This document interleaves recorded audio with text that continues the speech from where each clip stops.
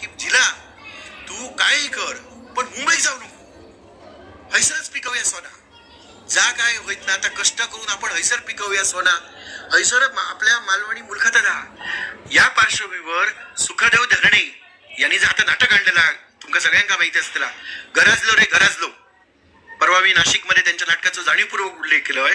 तर धरणेने जर नाटक आणला गराजलो रे गराजलो, तर कोंडुरो गरजता तो विषय वेगळा, पण गराजणं म्हणजे तो जो नाटकातला जो म्हातारो असता, तो म्हातारो म्हणजे आजच सांगता की अरे तुम्ही जमिनी विकू नकोत रे. हा, गेलेले जमिनी, गावातले विकलेले जमिनी तो परत विकत घेऊ भाग पडता. आणि सगळ्या मुंबईकरांका चाकरमान्यांका सांगता, आवाहन करता त्या नाटकाच्या माध्यमातून, कोकणातल्या माध्यमातून, की तुम्ही काय करा की तुम्ही जमिनी विकू नकोत.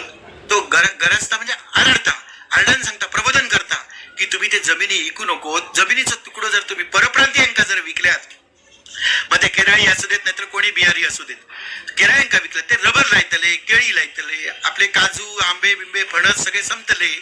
आणि म्हणून तो सांगता गावागावात त्यांनी ते नाटक नेलं. काय म्हणजे जसा पश्चिम बंगालमध्ये नाटकं बागेबागेत होत होती, त्याप्रमाणे की गावागावात त्यांनी नाटक दिला. असे प्रयोग होऊ, अशी नाटकं इथून पुढे येऊ.